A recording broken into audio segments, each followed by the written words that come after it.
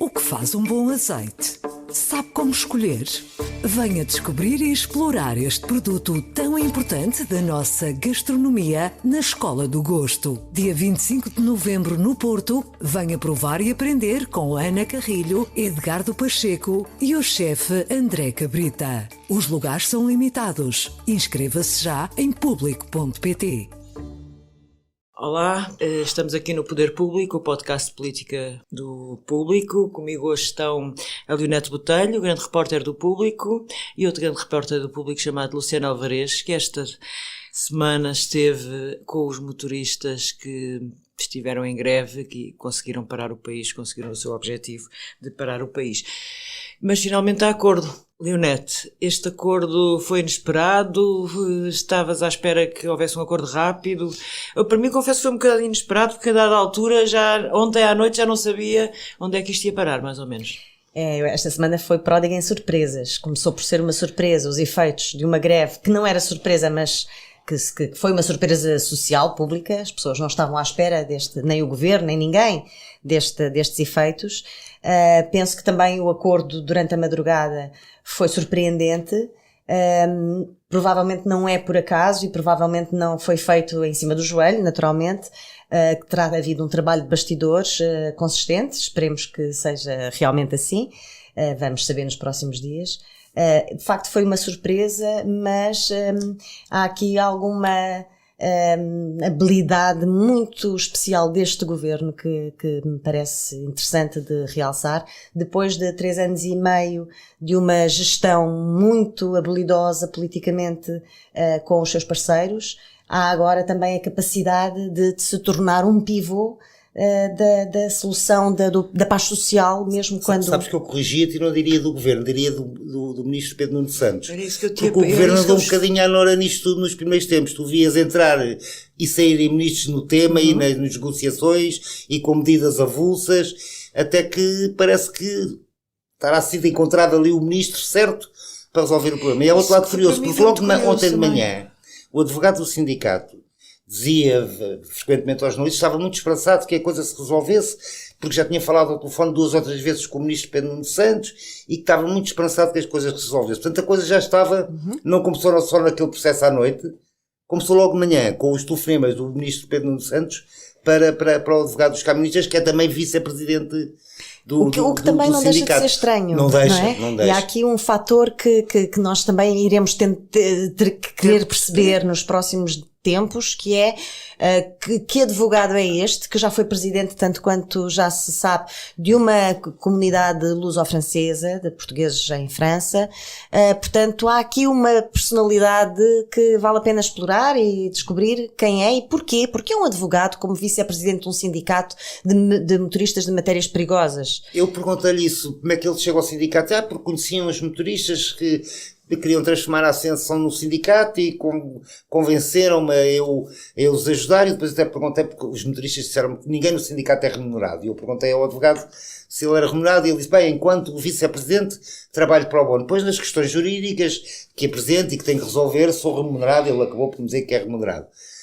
Mas é uma pessoa de trato muito fácil, é uma pessoa muito disponível, foi a pessoa que esteve sempre disponível para falar com os jornalistas, sempre disponível. Ele era o verdadeiro porta-voz, certo? Era. Ele apareceu muito mais que o presidente do sindicato e que os vice-presidentes. A coisa que me faz também aqui confusão, enfim, é que como é que há um sindicato de materiais pesados e o vice-presidente é um advogado que não é motorista de materiais pesados? Isto é costume. Eu nunca tinha visto. Pois, eu perguntei-lhe isso e ele disse, não, foi por conhecimentos que eu tive que me convenceram.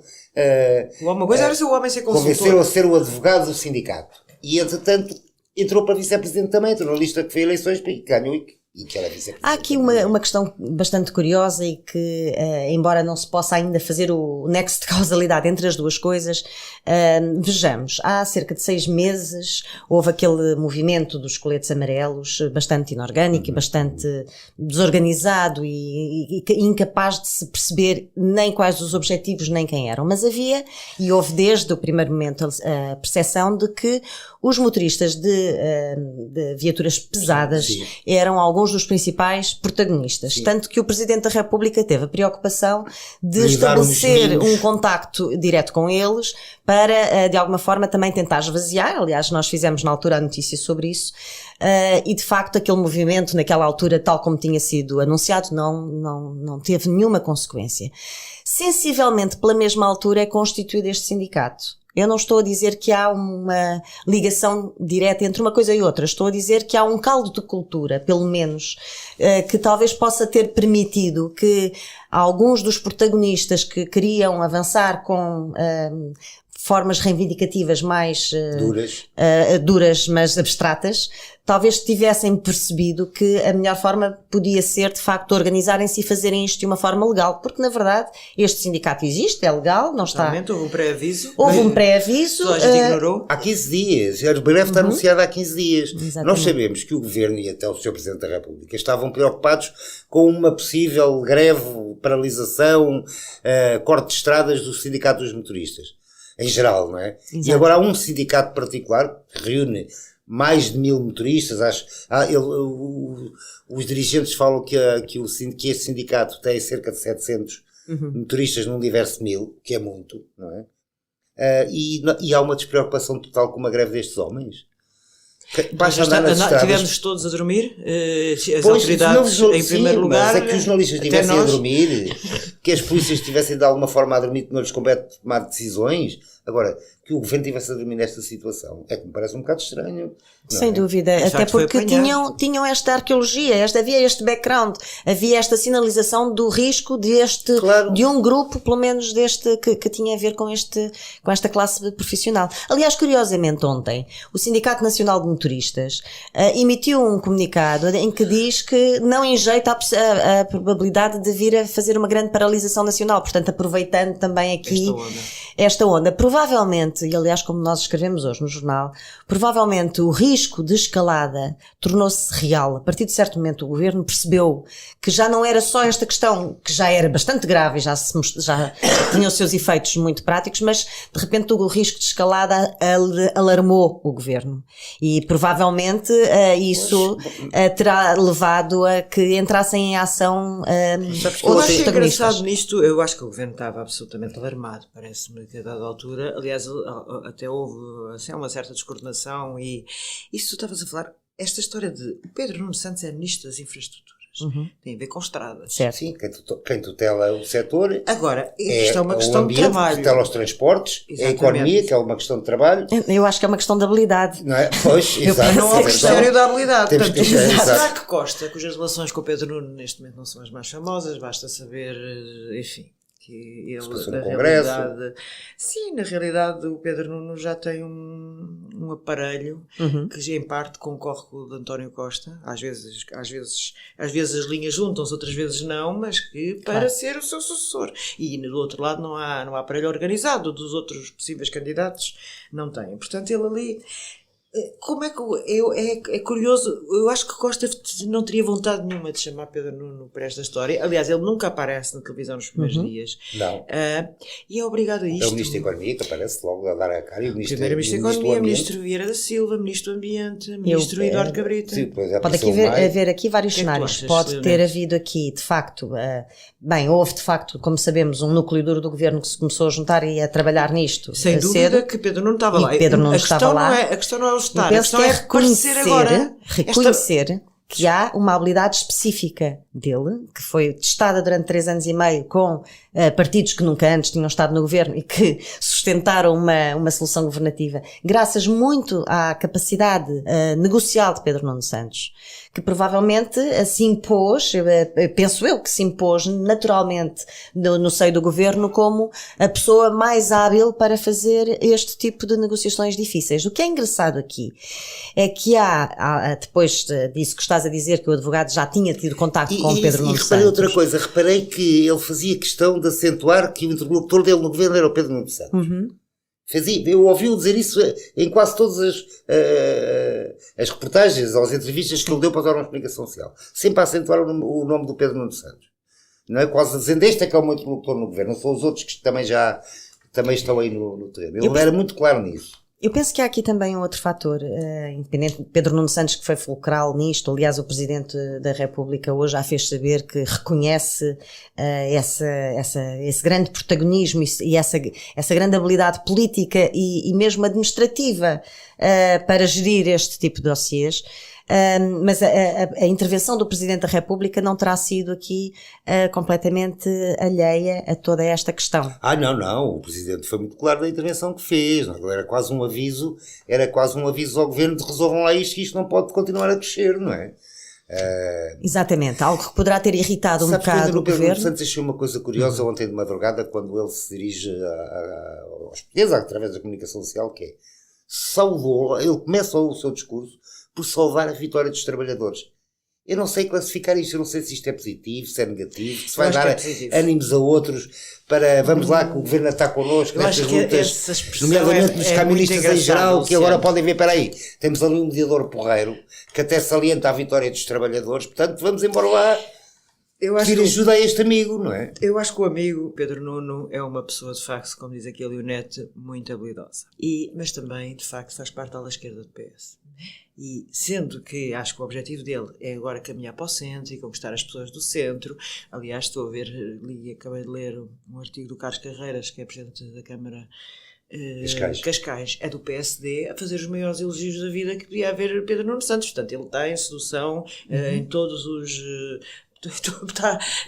Mas a solução pode ser positiva. O Carlos Carreiras diz que ele está neste momento a tentar resolver o problema da linha de Cascais. Claro. Se conseguir, isso será positivo. Mas acho que aqui ele fala de facto para uma parte do eleitorado que ele vai querer conquistar, que são o povo trabalhador, os trabalhadores que alguns já não se revêem nos sindicatos tradicionais. É o caso deste. Eu acho que isto é mais um sinal que o mundo do sindicalismo está a mudar, não é? Foi muito curioso, era um discurso, todos, eu ouvi dirigentes e ouvi sindicalizados, grevistas, que ia apanhando, não é? Claro. E todos eles falavam, alguns até com muito orgulho, no facto de não terem ligações a nenhum partido político, não terem ligações a nenhum sindicato tradicional, como o GT, a CGTP. Todos eles tinham este discurso. Parece que era combinado que... Não, atenção, é preciso dizer que nós não queremos nada com políticos. Bem, saiu uma sondagem a dizer que o PS e o PSD estão empatadíssimos nas eleições para o Parlamento Europeu. A gente sabe que sondagens são sondagens, mas são como as bruxas, não é? Lá sai. Mas o que é que acham que isto pode ter efeito, pode ter algum efeito? É que isto também é a semana em que ouvimos dizer que o Governo se podia demitir. Não nos podemos esquecer que esta semana de Páscoa aconteceu tudo. Isto não andou o pessoal só nas procissões, de facto. Acho que foi das semanas de Páscoa mais complexas por causa dos professores. E eu fiquei com as orelhas, apesar de ter sido desmentido, por fonte oficial do gabinete do Primeiro-Ministro.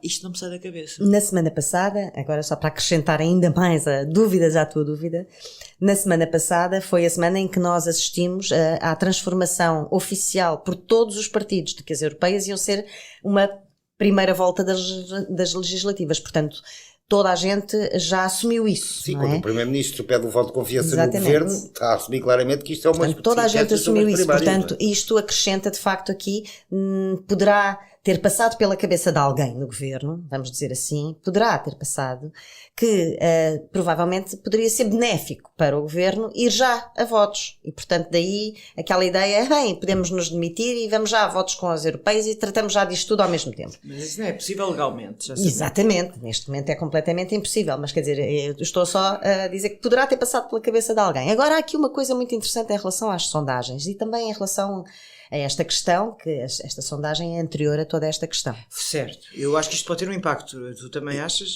Acho, e se tivesse sido feita na terça-feira tinha um impacto, se for feita hoje tem outro. Portanto, temos aqui uma oscilação muito grande de tendências.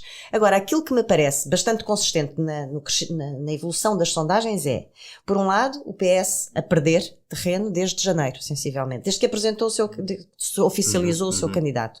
O PSD a beneficiar do efeito contrário da candidatura de Paulo Rangel a subir, mas também com o Rui Rio a ter uma postura de oposição mais como a oposição gosta, mais crítico do governo, mais assertivo.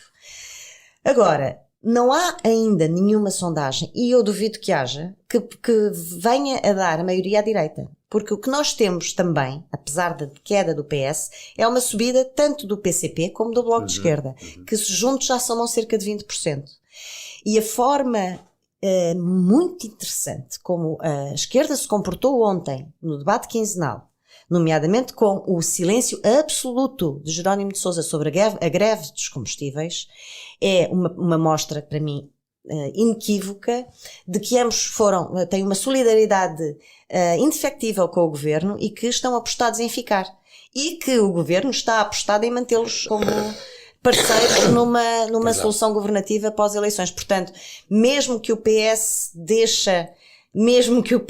venha a repetir o mau resultado de 2015... Eu acho que tens toda a razão, Leonete. Mas esta semana percebemos outra coisa também. Foi uma notícia do Público, que as coisas andam torcidas na campanha do PS entre o próprio os candidatos, a direção dos candidatos e a direção do partido, e que há umas queixas, há pouca participação política. Portanto, já se começam, ainda não começou a campanha oficial, já se começam a arranjar culpados para alguma coisa. O PS e as campanhas tiveram sempre um azar. Sim, sempre foi uma coisa tanto que António Costa perdeu as últimas eleições, embora a gente já não se lembre muito, porque entretanto o homem conseguiu formar governo. E já não é a primeira vez que um candidato, ou seja, as europeias, seja coisa, se queixa que o partido não o apoia, e que precisa de mais apoio, e que precisa de mais gente. Mas é já um sinal que as coisas também já estão torcidas ali na campanha. Obviamente. Eu acho que é um sinal absoluto que as coisas estão torcidas. Quer dizer, para já António Costa, ao nomear Pedro Marques, criou também algumas irritações internas, não é? Internas, portanto, exatamente. Até porque Pedro Marques não era assim o candidato óbvio. Pelo contrário. Pelo contrário, ninguém estava à espera. Podia-se antecipar que seria um candidato que iria fazer perder o próprio partido, porque não tem perfil de candidato, não tem um perfil político forte no sentido de candidatura, de fazer discursos, e sobretudo não é reconhecido pelos portugueses como alguém... E ainda por cima foi substituído no ministério que ocupava por um ministro que até começa a fazer uns brilharetes. Sim, diz o Carlos Carreiras. Está tudo a correr mal. Diz o Carlos Carreiras que é da oposição, uma pessoa até fica parva. É justo que acabei de ler aquele. Que é isto? Uma pessoa fica parva. Sim, isso eu acho que vai ser. Estas eleições são sempre complicadíssimas para os partidos. Mas agora eu gostava voltando aqui à questão, tu estavas a dizer, e bem, que o Pedro Nuno Santos, que é conotado com a ala esquerda do PS, que está a fazer um caminho para o centro. E daí acho que aquela expressão que o Luciano disse, o discurso dele, vitória dos trabalhadores, ele tem que estar ao lado dos trabalhadores. Nós não estamos habituados a ver um governo que atua como mediador, portanto, tenta unir as partes, tenta resolver problemas, depois dar a vitória a uma parte. Não, ele deu a todas, foi muito salomónico. Mas só começou por só dar a vitória dos trabalhadores. Mas por aquilo que eu sei dos bastidores desta negociação, a parte mais inflexível no início foram os patrões. E os patrões recusavam-se a fazer à mesa, qualquer negociação que fosse enquanto não parasse a greve. E conseguiram. Na realidade, ganharam os patrões nesse aspecto. Não, ganharam todos, portanto, a habilidade de quem negociou, de quem lhes apresentou esta proposta de solução é que é muito interessante. Exatamente, e talvez, agora estou-me a lembrar aqui ao calhas, é que de facto os patrões faziam essa questão, que só quando parasse a greve é que se queriam sentar à mesa. Mas a verdade é que eles não negociavam nos últimos 10 anos, não é? Portanto, esta era mais uma forma de dizer que não negociavam, ponto. E agora foram obrigados a sentar-se a negociar. Vão ter que dar alguma coisa aos trabalhadores. Porque esses homens estão muito determinados. Eles próprios ficaram surpreendidos com o sucesso que tiveram, não esconderam essa surpresa. E se não lhes derem alguma coisa, eles vão voltar à greve. Claro. Mas eu gostava estavam também determinados a levar a greve até às últimas consequências. De dizer aqui algo que me parece que é outro dos protagonistas, com as devidas distâncias, mas outro dos protagonistas desta crise, e que é de facto o Presidente da República. O Presidente da República, que tem sido muito criticado nos últimos meses por tudo e por nada, aliás, como ele também se põe a jeito porque fala por tudo e por nada. Mas também agora parece que se tornou moda dar umas não, exato, mas independentemente disso, não é? Ele teve a preocupação de dizer duas coisas que eram muito importantes, porque de facto o governo estava até esse momento a dizer que aquilo era um conflito entre privados. Sim, o governo fez esse disparate enorme. E é possível, pelo menos possível que politicamente fosse um discurso para fora enquanto tentavam encontrar pontos por dentro, porque dizer que estavam a tentar e não o conseguir era pior do que não dizer nada e conseguir. Sim, foi o que fizeram. Mas a intervenção do Presidente da República veio, de alguma forma, deixar bastante claro o que é que era preciso fazer, e o Governo faz exatamente o que Marcelo disse. A questão é saber se Marcelo o disse porque sabia que aquilo já estava em curso e, portanto, sinalizou antecipadamente aquilo que já sabia que poderia vir a acontecer e que ele esperava que acontecesse, ou se é mais uma pressão que é posta sobre o Governo. Eu sobre isso não tenho muitas certezas. Mas eu acho que o Presidente colocou pressão sobre o Governo. Que colocou. Publicamente, sim. Eu só estou aqui a pensar se, como já aconteceu em tantas outras circunstâncias, não é bem combinado, é aproveitar. Portanto, eu já assisti no terreno, sabendo que o Presidente tem informação privilegiada do Governo, a antecipar publicamente, com ou sem combinações prévias, eu penso que a maior parte das vezes sem, a antecipar publicamente um resultado que ele quer, mas que ele sabe que já está a ser perseguido pelo Governo. Portanto, e isso pode ser um motivo de irritação para o Governo, mas na verdade, aquilo que todos nós dizemos, todos os comentadores e analistas dizem, que Marcelo anda com o Governo ao colo porque quer os votos do PS nas próximas eleições presidenciais, eu acho que há aqui um outro fator que não é despiciando e que serve ao contrário, exatamente o Governo nas mesmas proporções, que é, Marcelo também dá ao Governo, sempre deu desde o primeiro momento, o apoio ao centro que ele não tinha com um Governo tão à esquerda como este. E as pessoas valorizam isso. Beneficia e vai continuar a beneficiar, e nesta história também, beneficia desse apoio ao centro e vai beneficiar também nestas eleições e nas próximas. Ou seja, aquilo que Marcelo espera do PS, Marcelo dá desde o primeiro momento ao PS. Portanto, é uma relação de win-win que eles alimentam ambos, embora com algumas tensões que às vezes poderão ser mais aparentes do que reais. Pois, há tensões e haverá, e algumas serão mais aparentes que reais, mas Marcelo é um dos cimentos da geringonça. A geringonça, faria o seu caminho, e Marcelo ajudou a consolidá-la, ajudou a torná-la, ela era legítima do ponto de vista constitucional e do ponto de vista legislativo, tudo o que tu quiseres, mas há uma legitimidade política e Marcelo ajudou, não achas? Acho sem dúvida. E que o centro-direita não esconde a sua irritação por causa disso. O centro-direita bate todos os dias, Marcelo, quem é que bate? O centro-direita tem um problema que o PS não tem, que o PS e o Pedro Nuno Santos é a maior prova viva disso. O centro-direita não soube, nunca, e sobretudo agora nas últimas décadas, não soube criar elites jovens a um nível e a dar-lhes o protagonismo, a responsabilidade e a apostar nelas e a criar sucessores para o futuro, como o PS fez. O PS tem Pedro Nuno Santos, é agora ministro, o Pedro Nuno Santos está há quase 20 anos, estava há 15 anos no Parlamento como deputado, foi líder da JS e ele, Duarte Cordeiro, Fernando Medina, portanto, que era um grupo dos jovens turcos que agora já não são nem jovens nem turcos. Exatamente. Não é? E que são muito sólidos, são políticos muito sólidos e que dão uma garantia de futuro ao PS que o PSD neste momento ainda não tem. E isso irrita profundamente o Presidente da República. Tem base ideológica. O Presidente custa-lhe que a sua família política esteja esfrangalhada, exatamente, não é? Não tem alternativa, continua a não ter aquela alternativa forte que ele tem. Mas a família política do Presidente acha que o Presidente é um dos principais responsáveis para a geringonça estar a funcionar, porque anda com a geringonça. Porque também, em parte, o problema é que a verdade não sabemos todos que é isto que o PSD pensa e que o CDS pensa. Sabemos, o Presidente da República é o colinho da geringonça. É isso que eles pensam de facto. Mas enquanto o CDS soube aproveitar a boleia deste Presidente e colar-se a ele em muitas iniciativas e fazer oposição a partir da posição do Presidente da República, o PSD nunca. Pois o PSD entrou numa depressão. Também nunca, exatamente. É uma depressão nem com Passos Coelho, nem com o Rui Rio. Ao CDS é fácil fazer isso. Agora, ao mudaram PSD, de líder rapidamente. Que é o partido tinha uma líder jovem, lá está. O CDS também criou quadros jovens. Exatamente. Tinha a Assunção, como poderia ter não sei quem. Mas é o que tu estás a dizer. O PSD, tu olhas para ali e vês o deserto. Eu vejo o deserto, custa-me imenso. E é por isso fortes. que as sondagens, embora possam não ser neste momento muito positivas, penso que ainda não estamos perante nenhum turning point em que possa haver uma mudança de profunda. As coisas vão começar agora é que as coisas vão começar aqui. Vai passar a vocês Páscoa, vai passar o 25 que o de Abril. PS se vai aguentar sem ser por coxinho? Também não sabemos o que é que vem aí. Enfim, a nossa vida é de ficar à espera do inesperado. É a abstenção. Sem dúvida. Agora, o pouquinho nestas circunstâncias não vai ter significado. Primeiro porque não temos ninguém a reivindicar o poder no PS.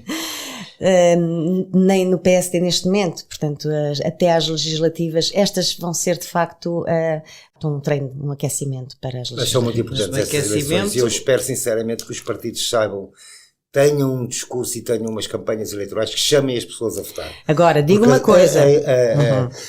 A abstenção nas eleições europeias, os números da abstenção nas europeias são dramáticos. Mas eu acho que o PS e os partidos em geral cometem um erro ao dizer que isto é uma primeira volta das legislativas, esvaziando a importância das europeias. Porque se o primeiro-ministro, se o António Costa surgisse a dizer eu escolhi Pedro Marques porque isto são umas eleições para o Parlamento Europeu e com quadros sólidos de conhecimentos técnicos que nós queremos ter para negociar os dossiês importantes nos próximos 5 anos em Bruxelas. Mas dizer isso, depois mudou. Não é? Portanto, disse outra e pronto, foi ele que... Agora, eu não sei se nós não temos o risco que ele estava a dizer, que o Laciano estava a dizer há bocado, é que até não só às europeias, mas até às legislativas, não tenhamos mais 3 ou 4 situações que repliquem os enfermeiros, os professores, os estivadores e os motoristas.